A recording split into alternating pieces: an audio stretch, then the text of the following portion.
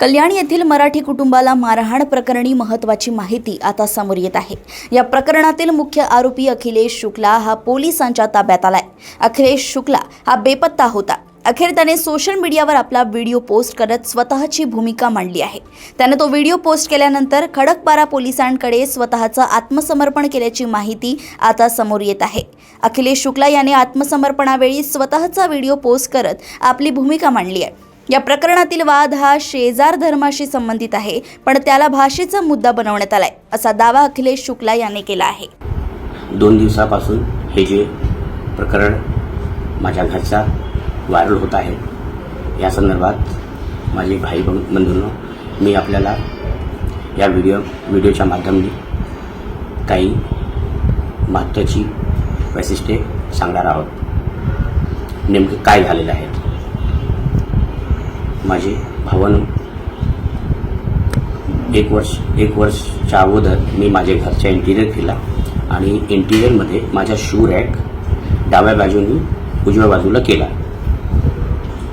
त्याच्यानंतर हे देशमुख फॅमिली ज्यांचा फ्लॅट नंबर 404 आहेत आणि कलवीकट्टे फॅमिली ज्यांचा फ्लॅट 403 आहेत, ह्या दोघांनी खूप त्याच्यामध्ये वादविवाद करून ऑब्जेक्शन घेतला आणि आम्हाला 1 वर्षापासून त्रास देत होतो की हा तुम्ही शू रॅक इथे का केला आहे, तुम्ही तिथेच करा किंवा तोडून आम्ही ह्याला तोडून फेकून देणार आहे।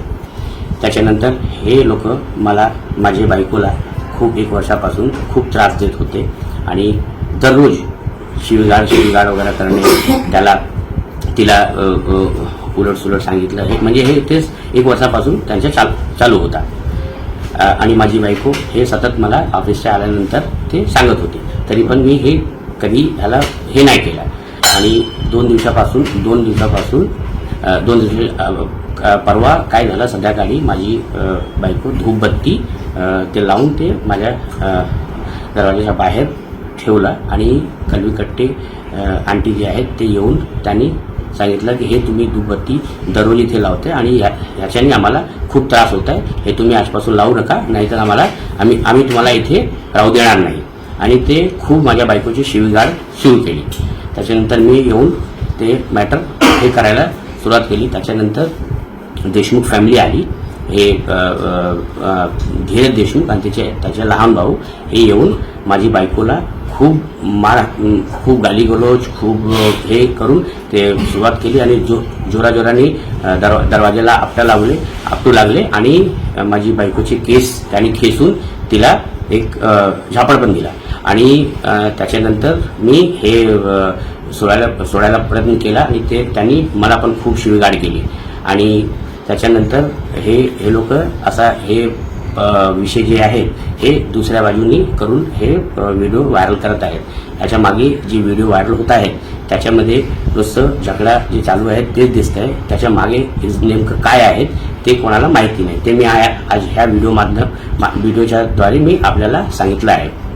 आणि मी आपल्याला सांगतो की हे जे देशमुख फॅमिली आम्हाला 1 वर्षापासून त्रास देत होते, ते 2 दिवसाच्या अगोदर जे घडलं त्याच्यामध्ये माझेच मराठी भाई बंधूने सगळे येऊन मला सहकार्य केलं, त्यांनीच मला वाचवलं। आज हे आम्ही 5 पिढ्या इथे आहोत, महाराष्ट्रामध्ये आहेत आणि 100 वर्ष झाले आम्हाला। आणि परप्रांती कोण आहेत, आम्ही मराठी आहोत की नॉन मराठी आहोत हे आम्हाला कधीच माहिती नव्हता, कधीच कळलं नाही। ह्या लोकांनी हा विषय एवढा गाजला की हा परप्रांती आहेत, हे आहे। त्यांनी माझ्या बायकोची शिवीगाळ करताना त्यांनी हे पण सांगितलं की तुम्ही भैया लोक तिथून आले, इथून घाण करतायत, आता मी तुम्हाला दाखवतो की आम्ही काय आहेत आणि तुम्हाला काय करणार। आणि याच्यानंतर मी सगळे हे आपले मराठी भाई बंधू जे आहेत त्यांनीच मला सहकार्य करून ते आले आणि आम्हाला वाचवलं। आणि मी आपल्याला हे सांगतो की आज 100 वर्ष झाले आम्हाला इथे राहायला। माझे कमीत कमी 80 ते 90% जेवढे माझे भाऊ बंधू मित्र आहेत सगळे मराठी भाई बंधू आहेत। आणि मी पण मराठी आणि महाराष्ट्रीयच आहेत। इथे एवढा वर्ष झाला आहे, आम्हाला कधीच हे कळलं नाही की हे विषय काय आहेत। आपले राज्याचे महाराष्ट्र राज्याचे आराध्य देव श्री छत्रपती शिवाजी महाराज साहेब आणि सन्माननीय बाळासाहेब ह्यांनी आपल्या सर्वांना हेच मेसेज दिला आहे की आपल्या राज्यामध्ये कोणीही स्त्री वुमेन ते खूप सेफ आहेत, त्यांना कधीही कोणी काही करू शकत नाही. आणि आपल्या राज्यामध्ये हे उलट झालेलं आहे की ह्या देशमुख फॅमिलीने माझी बायकोला मारला, माझी बायकोला खूप शिवगाळ करून आणि हे केलं. आणि ह्या बचावासाठी आम्ही जे केलं हे माझे बायकोला वाचवण्यासाठी हे सगळे केलेलं आहे. आणि त्याच्यानंतर ह्या लोकांनी हे परप्रांती विषय हे करून ज्याच्यामध्ये काही तथ्य नाही आणि हे विषय करून ते लोक विषय जे आहे ते डावलून कुठून ते कुठून करत आहेत. आणि म्हणून मी ह्या व्हिडिओमधून आपल्या सगळ्यांना विनंती करतो की ह्याची जी सच्चाई आहेत हे आपण आपल्यानी बघावं. आणि सर्व माझे मराठी भाई बंधूंनी मी पण महाराष्ट्रीयन आहे, आम्हाला सहकार्य करावे आणि याची दक्षता घ्यावी. जय हिंद, जय महाराष्ट्र.